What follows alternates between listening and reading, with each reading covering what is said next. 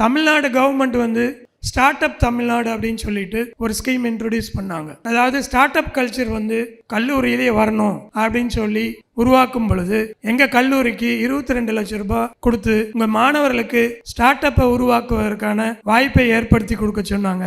அது மூலமா இப்போ எங்க கல்லூரியிலிருந்து 10 ஸ்டார்ட் அப்ஸ் உருவாக்கியிருக்காங்க. ஸோ அந்த மாணவர்கள் இப்போ வந்து லட்சக்கணக்கில் சம்பாரிச்சு கொண்டிருக்கின்றார்கள். ஸோ அதனால உங்களுக்கு ஒரு இன்ஜினியரிங் படிச்சீங்கன்னா 1 crore சேலரி நீங்க முடிச்சு வெளியே வந்த உடனே 1 crore சேலரி கொடுக்கறதுக்கு தயாரா இருக்காங்க. அப்ப நீங்க என்ன பண்ணணும், உங்களுடைய ஸ்கில் செட்ஸை டெவலப் பண்ணிக்கணும். அந்த ஸ்கில் செட்ஸை டெவலப் பண்றதுக்கு என்னென்ன தேவைகளோ அது அனைத்துமே எங்க கல்லூரியில வாய்ப்புகளை வழங்கி கொண்டிருக்கின்றோம். நீங்க எந்த அளவுக்கு இந்த ஃபெசிலிட்டிஸ் எல்லாம் உபயோகப்படுத்துறீங்களோ அந்த அளவுக்கு நீங்க வந்து முன்னேறுவீங்க. ஹியூமனாய்டு ரோபோட் ஒன்று நீங்க பார்த்துருப்பீங்க. இது அனைத்துமே ஸ்டூடெண்ட்ஸே வந்து 3D பிரிண்டிங்லையும் டெக்னாலஜி உபயோகப்படுத்தி அனைத்துமே உருவாக்குனாங்க. இந்த 3D பிரிண்டர் தான் எல்லாமே உருவாக்குனாங்க.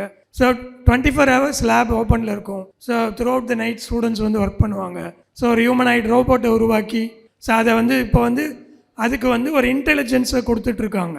ஏஐ இன்டெலிஜென்ஸை கொடுத்து அதை வந்து மாற்றிட்டு இருக்காங்க. ஸோ இந்த மாதிரி அனைத்து ஃபெசிலிட்டியுமே உங்களுக்கு கிடைக்கும்.